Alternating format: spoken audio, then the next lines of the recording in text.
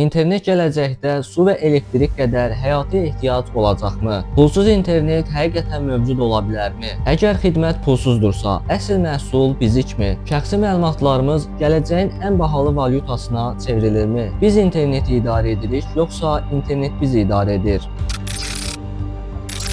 Salam, gəlin bir anlıq təsəvvür eləyək. Səhər yuxudan oyanırsınız və həmişəki kimi telefonunuza uzanırsınız. Amma ekranda xidmət yoxdur yazılıb, Wi-Fi şəbəkəsi itib. Öncə bunu sadəcə modem problemi kimi qəbul edirsiniz. Amma pəncərədən çölə baxdığınızda qonşularınızın da eyni problemlə küçəyə çıxdığını görürsünüz. Ümumdünya internet şəbəkəsi itib. İlk bir neçə dəqiqə bu səssizlik sizin xoşunuza gələcək. Sanki rəqəmsal detoks başlayır. Amma cəmi bir saat keçməmiş reallıq sizi silkələyəcək. Bank kartınız işləməyəcək, mağazalardan alış-veriş edə bilməyəcəksiniz. Su və elektrik kəsilə bilər. Çünki müasir şəhər infrastrukturu internetlə idarə olunur. Bu gün biz bu suallara cavab axtarırıq. İnternet sadəcə bir texnologiyadır, yoxsa müasir dünyanın onurğa sütunu? Biz interneti sadəcə istifadə edirik, yoxsa ondan tam və geri dönülməz şəkildə asılı hala düşmüşük?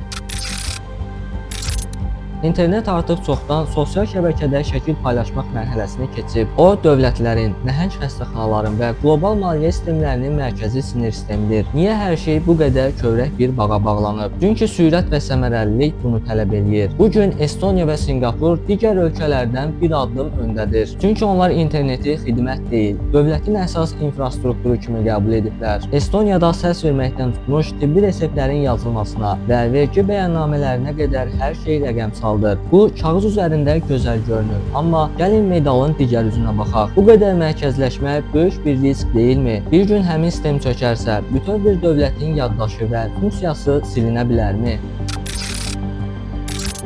Gələcək 10-20 ildən danışsaq, internetin forması tamamilə dəyişəcək. Artıq internet daxil olduğumuz bir yer olmaqdan çıxacaq. Hava kimi hər yerdə olacaq. Elon Musk'ın Starlink layihəsi və digər bənzər peyklər artıq dünyanı hörümçək toru kimi sarımağa başlayıb. Bu o deməkdir ki, Afrikanın ən ucqar, yolu olmayan kəndindəki bir uşaqla New Yorkun mərkəzindəki bir mühəndis eyni məlumata, eyni saniyədə, eyni sürətlə çatacaq. Artıq heç kəs offline qala bilməyəcək. Gəlin dürüst olaq və ən kritik sualı verək. İnternet bir gün su və elektrik kimi həyati ehtiyaca çevrilə bilərmi? Bioloji baxımdan internet yemək deyil, amma müasir dünyada o ən vacib sosial ehtiyacdır. İnternetsiz insan bioloji olaraq yaşayır, bəli, amma normal həyatına davam edə bilirmi?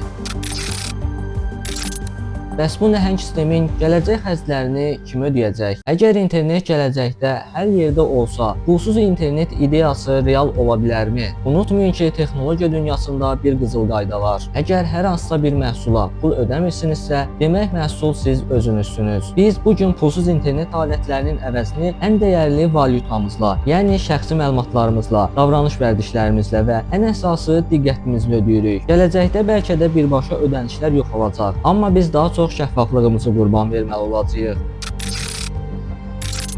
Videonun sonunda ən başdakı suala qayıdaq, amma bu dəfə daha dərindən düşünək. Bizmi interneti idarə edirik? Yoxsa internet artıq bizim həyatımızı, seçimlərimizi və düşüncələrimizi idarə etməyə başlayıb? Biz hələ də elə düşünürük ki, o düyməni biz sıxırıq, o videonu biz seçirik. Amma mürəkkəb algoritmlər nə alacağımızı, kimə səs verəcəyimizi və bu gün nəyə əsəbləşəcəyimizə o bizim yerimizə çoxdan qərar verib. Bəlkə də idarə etmə artıq çoxdan şəbəkənin əlinə keçib. Videonu isə bu sualla bitirək. İnternet kəsilsə, yerini doldura bilməyəcəyiniz ən böyük şey nə olardı? Fikirlərinizi şərhlərdə bölüşün. Gəlin bu rəqəmsal gələcəyi birlikdə müzakirə eləyək.